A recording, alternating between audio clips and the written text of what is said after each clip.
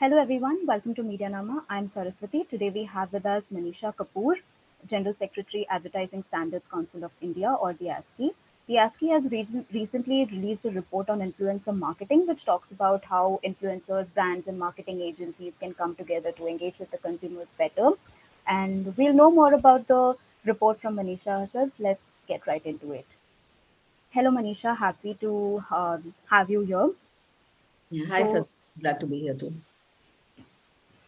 the influencer report first begins by talking about understanding the term influencer better. So I wanted to know who exactly is an influencer and how has the concept evolved over the years. We can begin with that. Sure. So I think, in general, there is a broad understanding of who an influencer is.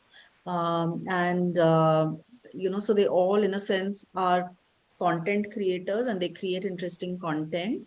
For us, it's key that when a particular content creator starts to interact with brands, I think that's when it kind of, falls and becomes relevant to the ASCII realm of advertising and marketing and branding.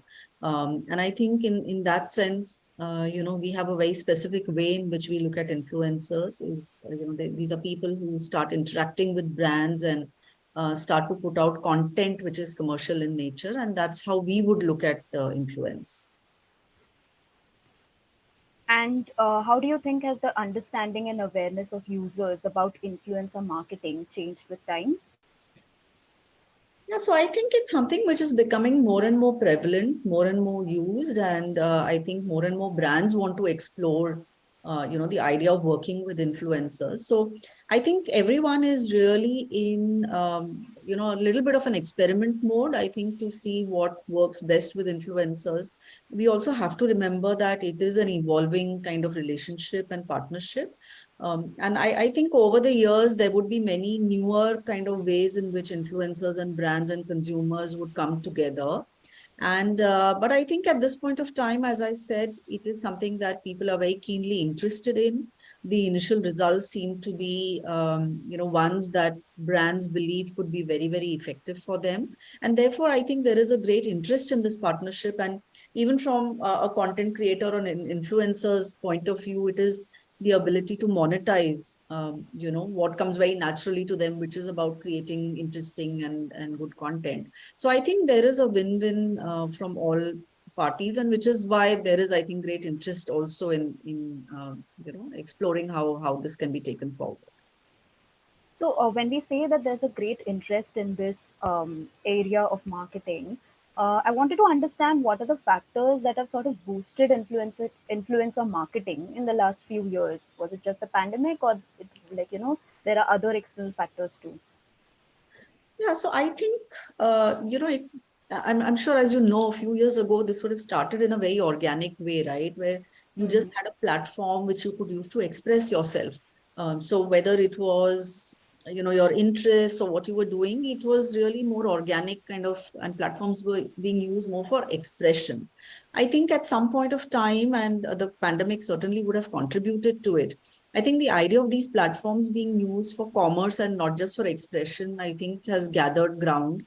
And I think that's where the opportunity kind of seems to come, at least with, and even platforms also enabling, commerce on their site. So I think there's multitude of these factors that have come together so whether it's the platforms, whether it is the brands, whether it's influencers, all of them are seeing social media as a way to create certain messages about brands and to even kind of convert that into commerce. And I think the consumers are there on these platforms, right? So it's like you have a place where consumers are there, and wherever consumers are there, brands are bound to follow. So I think it's in that sense, all of these factors that have come in together to make this phenomena possible. So, can brands really afford to hesitate investing in influencer marketing now? Like, can they delay this process? Like, is there a sort of pressure? Yeah, I think there is definitely a sort of pressure. And I think the fact that you can invest in it without the absolute amounts being very large, so you can make small investments. And I think a lot of brands are doing that as well, where there seems to be a lot of excitement around a new way of communicating with consumers, and there are a lot of success stories already as well. So I would say definitely from a brand perspective, there would be interest to invest in something like this. And even if it is not a big part of the campaigns, I think certainly to experiment and learn whether it works for your brands or not. I think there is a great deal of openness and interest in that, even where influencer marketing may not be a core part of your strategy. I Hmm. think certainly people are engaging with trying it out for their brands. Right. So, what really prompted the ASCI to work on a report that primarily focuses on the trust factor in the influencer ecosystem?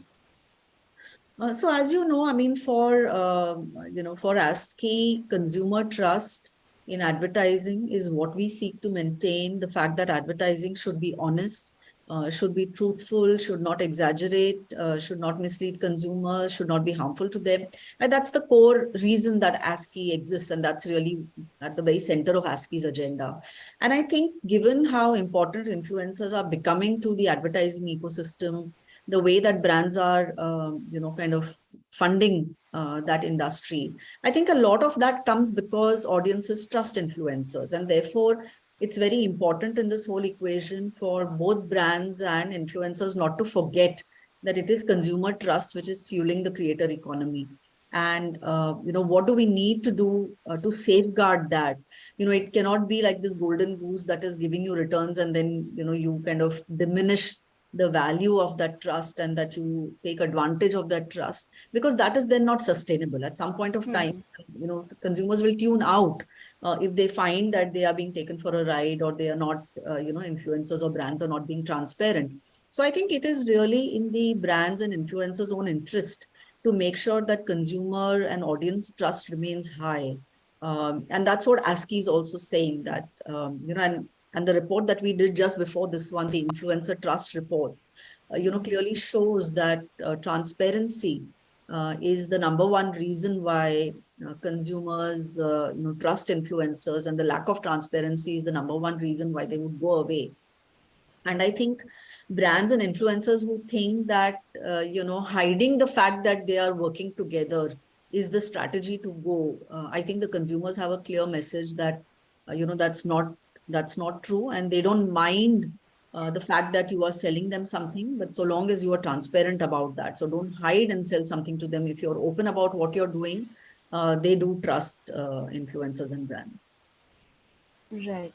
So as we talk about what the consumers mind, or something that they wouldn't mind, so I just wanted to understand, what is it really that irks the users or the followers on a social media about their influencers promoting certain paid content, or creating paid content basically? What is it that bothers them about that?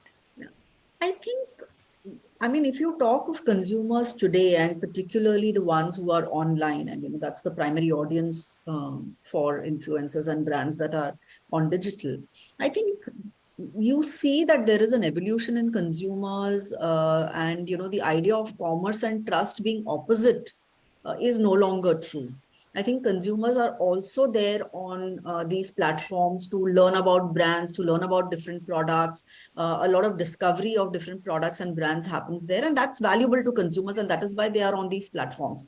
So I think inherently it's not as if consumers have a problem with influencers promoting brands, so long as they are Hmm. transparent about it. I think what irks them is that if they're not transparent about it, because the consumer is also savvy. They are also, in that sense, in some way, content creators themselves. I mean, may not be to a large extent, or may not be at a commercial level, but anyone who's posting anything on social media is a content creator of sorts. So they are Hmm. also familiar with how these things work. So I think so long as the transparency is there, we have seen consumers accept what influencers are saying. Of course, the way that it is said, the content needs to be genuine.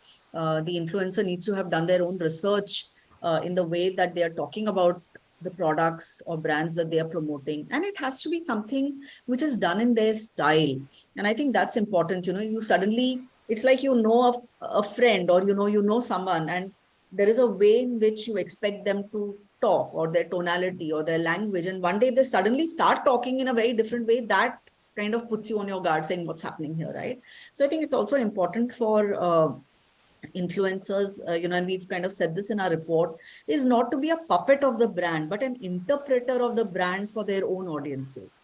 The audiences have come to these influencers because they like what they say. And, therefore, influencers must not dramatically change the way they talk or behave, Hmm. their tonality or, their tone of voice when they're talking of brands. And even when brands go to certain influencers, they should go with the expectation that the influencer knows how to talk to their audiences, or so they should only go to influencers that they're comfortable with in the way Right. that they address their audiences. So, what are these other major issues that ASCII might have determined before making the influencer trust report, and they feel that okay, these are the areas which remain unaddressed even today? See, I think, as I said, it's an evolving, relationship, and I think nothing is cast in stone yet. It is such a young, uh, Hmm. developing and emerging, idea of this channel and this content creation all in one, right? I mean, influencers are content creators, producers, communicators, channels, all in one kind of an entity. And I think what ASCII's agenda is to make sure that this develops in a sound way, that this develops with a strong foundation of consumer trust. And I think that's what our agenda is. So I don't think that we would say at this time that there's something which is not addressed. I think and what we are asking influencers to do is also not very complex or complicated. Hmm. All we are saying is be transparent and do your due diligence when you're talking about a product. I mean, honestly, these are the only two things that, from an ASCII's point of view, is the expectation that we have, from brands and influencers. And I think those are quite simple to understand. And again, I think where brands and consumers are not trying to camouflage or disguise the fact that they are they are together in bringing a certain message to the consumers. I think consumers are trusting them, and that therefore it's disclosure and it's authenticity, honesty, that is the reason actually why audiences come to influencers. And all that we are asking that ecosystem is to make sure that that remains a very important part of the way that the industry emerges and builds, because that is the foundation. Otherwise, we will see this fizzle out. If uh, Right. consumers and audiences can't trust influencers, then really there is no point in brands and influencers coming together. So, like as we were talking about how it's an evolving space and it's branching out in different areas, I just wanted to understand how, in what ways then can content saturation affect the relationship between an influencer and followers, and then what will it mean for the brands then? So I think, like, I mean, every way of communication has a certain equilibrium in terms of, what consumers want to see, how much they want to see it. And today, obviously the winds are in favor of, what's happening Hmm. on digital. Uh, so I think these are waves that come and they find their own, space and spot in how, things work. Digital already is becoming pretty close to being the number one medium on which spends are, going. It's soon slated to overtake TV as well. And whether it's traditional advertisers or new advertisers, they are all flocking to digital. I think influencers is still a small part of digital. And whether it grows or not, I think again is dependent on how effective it is, but also how audiences respond to it. Yeah. So I think yes. I mean, in an overall sense, yes, there is content saturation. I mean, I was reading some study that said that we are all exposed to between 4 and 10,000 ads a day, and I mean, that is over and above the content that we are seeking to watch. So certainly, I think consumer attention is becoming, that there is a premium for it, and consumers also realize that what they pay attention to Hmm. has certain value, and I think, really the only way that brands and anyone who wants to communicate with consumers is to just have fabulous content, to speak things that are relevant for audiences, and to do it in a trustworthy manner. I think that is what will build loyalty. Right. When we talk about trust also, like there are many influencers who talk about critical subjects like health and finance without any formal education in it. So there's the problem of misinformation as well.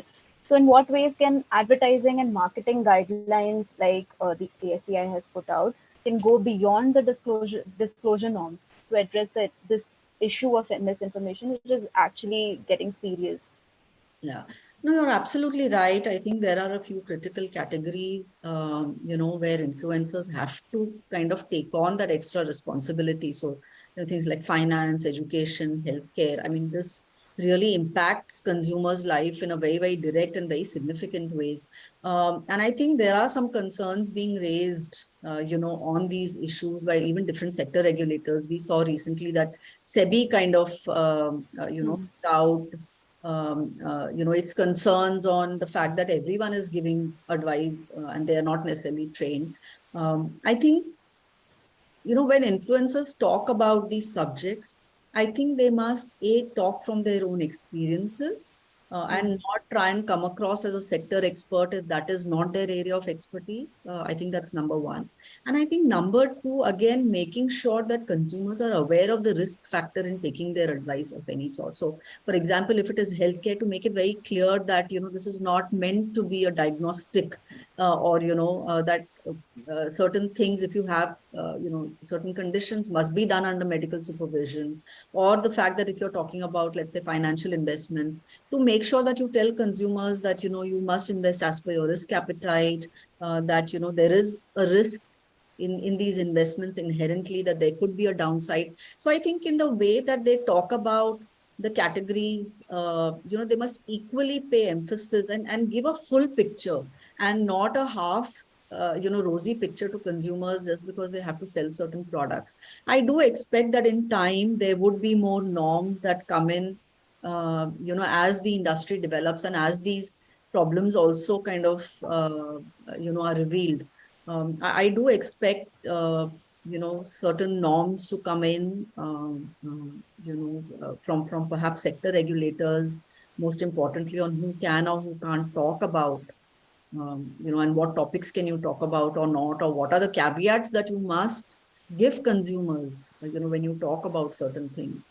So I think this is, you're very right, it's an evolving space, but I think these are some of the concerns that are coming up. And I do see in the next few months that, different regulators will work together to try and protect consumers. Since we are talking about regulating the influencer ecosystem, I just wanted to understand what are the key areas that ASCII looks into when it comes to regulating this entire space, and what are the areas that ASCII cannot regulate into? I mean, what are the limitations as well as the areas, the scope of work for ASCII? Yeah, so I think key things are that, you know, what we look at is really content of advertising. I think that's the core area that ASCII operates in. But yes, a lot of things are, for example, to do with the law. Uh, Hmm.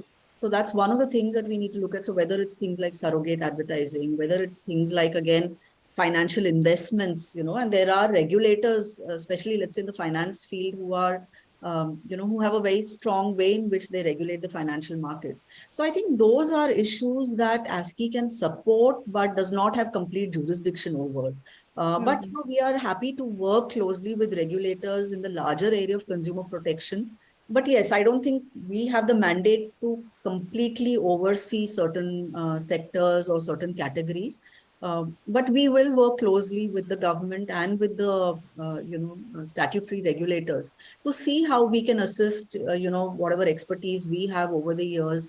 How can we contribute to the agenda of consumer protection? So I think we are very open to those kind of collaborations, and we have done them in the past. But yes, I think, especially with digital, I think, issues are very complex. Earlier with print and TV, they were far more easy to grasp and understand and regulate. And I think with digital, even regulation is becoming more and more complex. How do we regulate something um, which has such a short lifespan, for example? How do we regulate something which disappears after a while? I think Hmm. those are complex issues for us as regulators to take note of, to build our own capacity in keeping consumers safe on the digital world. And I think it needs a lot of partners to come together. So it's the platforms, it's the regulators, it is the statutory bodies, all of them kind of coming together for the common agenda of consumer protection. Yeah.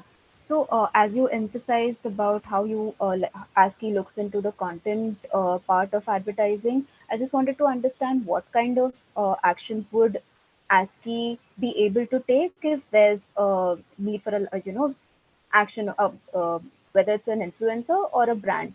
So, who can actually ASCII regulate, whether the influencers, the marketers, or the brands? I mean, if there's a case of violation.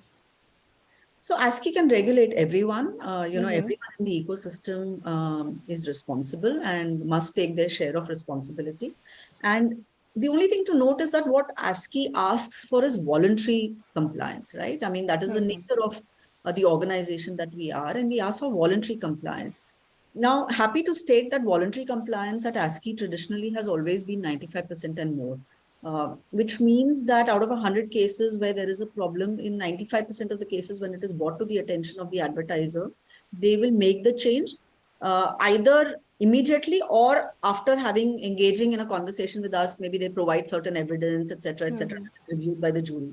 So whatever is ASCII's recommendation, we have a very, very high compliance rate.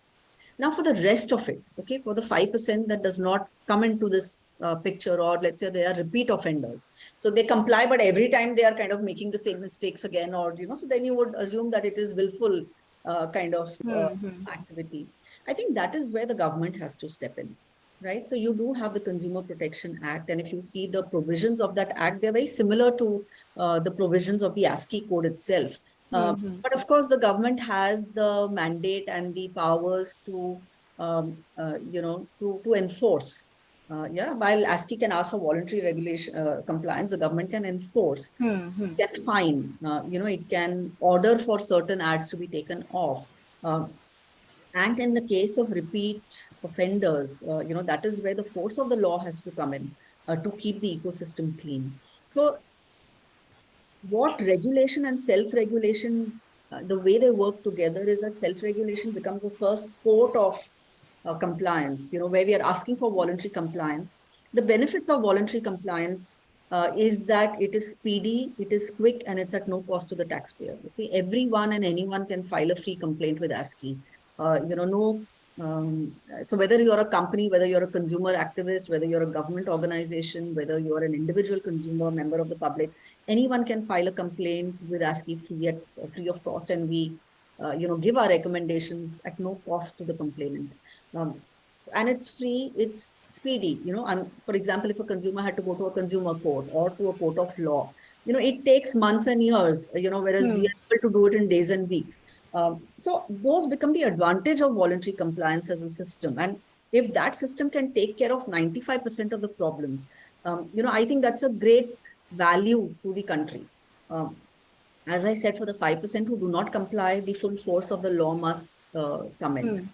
And that's how, as I said, self-regulation and government regulation work, in complementary ways to each other. Right. And where does ASCII really derive its powers from? I think ASCII derives its powers from the fact that, when we say we are self-regulation, it means the industry itself has said that these are certain guardrails we want around advertising. Okay, Hmm. that we ourselves don't want to violate, certain codes or certain norms of advertising, because they understand that if advertising is not honest and consumers lose their trust in advertising, that's a great loss to the business as well, right? So there is a very Hmm. hard-nosed business reason why consumer trust is important for advertisers. And it's not important for one or two organizations to be honest. It is important for everyone that the whole ecosystem is honest. So Right. I think primarily it is that understanding and belief that, drives ASCII's powers. We also work closely with a lot of government bodies. We are part of the Cable TV Act. So there Hmm. is also a lot of recognition that comes ASCII's way for the work that we have done. We are very transparent about the work we do. All of our decisions and recommendations are in the public domain. We answer a lot of questions. A lot of ASCII data is taken to answer questions in Parliament. So I think it is a credibility that we have built over the many years in doing the work we do, constantly innovating, staying ahead of the curve, that has got us this recognition and, credibility. to do the work that we do. And which is why even let's say a 95% voluntary compliance, Right. it speaks to that credibility, saying, if through, let's say, not even being a statutory body, not able to ban anything, Mm-hmm. not able to punish anyone, not able to fine anyone, still 95% of people agree with our recommendations. I think that speaks for the credibility of the organization. Talking about the digital challenges of the influencer ecosystem, I just wanted to point out to one of the problem is about imposters and fake followers. So this is again one of the major challenges. So in a follower-driven influencer space, how can the regulators create a formal categorization of influencers in order to check their authenticity and credibility? So this particular issue is not directly within ASCII's ambit, because it's not to do again with the content of Mm-hmm. advertising, but the manner in which, just like brands are built, how are influencers built. Mm. However, I think one of the important things, that we've put out is, how can brands look at influencers? So I think the problem that you have identified is a real problem and needs to be solved, but perhaps ASCII is not the right body to look at it. Perhaps it's the body of advertisers. So, for example, you have the ISA, or the Indian Society of Advertisers, or Mm-hmm. bodies like that, which need to take a look at this agenda. But I think one of the things that ASCII has put out in our report also is that, followership perhaps is not the only currency to look at. There are other ways in which you should evaluate which influencers you work with. What is their engagement? Just having followers does not mean that you have engagement. I think that's one, Mm-hmm. kind of easy way for brands and influencer agencies to kind of weed out people who may have large followership but no engagement. So, then that's kind of points to the fact that it may not necessarily be authentic. But as I said, our report actually identifies 6 kinds of archetypes Yeah. that brands could look at, irrespective of followership. And I think one of the other things that brands and influencers are realizing is that the influence that perhaps a smaller influencer has, the kind of intimate relationship that they have with their followers is very, very valuable. And they are less celebrities and more connected perhaps with their audiences, in ways they are, they can answer questions individually, they are much more engaged, etc. So I think there is a role for all kinds of influencers to be deployed in the brand strategy, depending on what the brand's objectives are. And I think brands and influencer agencies, I think, again, because it's the beginning of this industry, the easiest metric to kind of look at is followers. But I think there will be more ways in which um, influencers will be looked at. There is a lot of power and a lot of synergies to be drawn in, to look beyond followership. And I think that is again a part of the learning curve for the industry. But again, like though it wouldn't define the engagement with the or the personal relationship with the follower per se, but then large follower does also translate to false credibility to the information that they're putting out through their channels. So that will ultimately become a content issue if I'm not wrong. Yeah, so content, I think, irrespective of whether you're a big or small Mm-hmm. influencer, is something that we will look at. Yes. Uh, so, you know what? So, it doesn't matter if 5 people are following you or 5 million people are following you.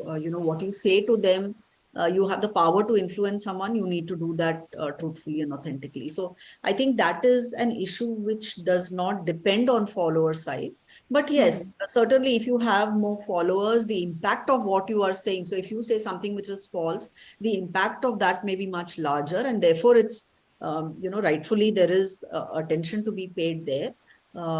So I think from that point of view, yes, we would that these influencers become important, because what they say could mislead many more people. Right. So they are, in that sense, high impact content is what I would look at from an ASCII point of view. When it comes to engagement, how can brands and agencies make the influencer space more diverse and representational? This is in terms of tapping into regional talents and creators from different communities. Are there any steps taken in that direction? Because we still see that okay, mega influencers are getting that much attention, but we still have a lot of other artists who are just not really mainstream in the mainstream space. No, no, absolutely. I think that is one. If you also see platforms, let's say non-Instagram or YouTube kind of platforms, you go to the more short form platforms like Emoj, etc. I mean, you see over there a whole bunch of content creators who are creating content in very, very diverse and different ways. In fact, you see a lot of diversity, where things are not yet fully templatized. And I think it's the same thing that everyone sees something which is exciting, you kind of run to that place, it becomes crowded, you start to look at Hmm. different avenues. So I think that is also part of the exploration and the kind of evolution of the brand and category. But I think 100% I agree with you that I think more diverse influencers, representing different points of view, representing different consumers that relate to them in closer ways, definitely more regional, kind of engagement. And I think people, and I think it will become a matter of just brands understanding that that is more effective. Hmm. Today, I think they are also, other than a few brands, most of the brands are still tentatively experimenting. So they would Right. probably start with something that is safe and tested and, already proven. But I think as they get more familiar with these ways of working with influencers, I see no reason why we would not see many more shapes and forms and sizes and types of influencers making their way into the brand world. Yeah. Just one question on the challenges of the digital space. Just wanted to like understand what are the ethical concerns that an influencer should focus on when they're, collaborating with brands, because they also have some kind of accountability in the end. No, no, absolutely. I think influencers in their own interest must be cautious when they think of working with brands, because then you are in a capacity of a professional. Okay, Right. it is not a casual thing that you are doing. You are bringing something forth to your audiences who trust you first. I mean, they trust you primarily, which is why they are your followers. Um, and the second thing is also now the law requires you to do that, right? I mean, the law clearly lays down, liabilities for endorsers if you are not truthful about what you do, or if you make statements that are misleading. And I think influencers need to work hard to protect themselves. If you don't understand what a brand is asking you to say, don't say it. Hmm. If a brand says that it can do this, so unless you have the evidence or you have an expert look at the evidence, do not speak in a way as if you are the expert and that you are saying that this brand can do XYZ when you have no idea that whether it can or can't. uh, Right. because you are going to be equally liable. The brand is liable, but so are you. Hmm. I think influencers need to be smart about this. They need to protect themselves and their audiences. If there is the force of the law that can bear upon this, and I don't think you can get away by saying that I didn't know, because Right. ignorance of the law is no excuse to not follow the law. So you better, if you're taking this up as a professional, then you need to be professional about it. You need to understand what are your rights and responsibilities. You need to understand what laws govern you as an influencer and what laws govern the categories that you're promoting. So if you're talking about finance products, what are the laws governing finance products? If you're talking about, let's say, a cosmetic product, what are the laws governing cosmetic products? I mean, a basic familiarity is needed. Hmm. Therefore, I think influencers need to think of themselves as professionals. Right. If you're earning your livelihood out of a particular way of doing things, then you can't say that I didn't know about things. Right. Thank you so much, Manisha, for joining us today. It was a really insightful discussion.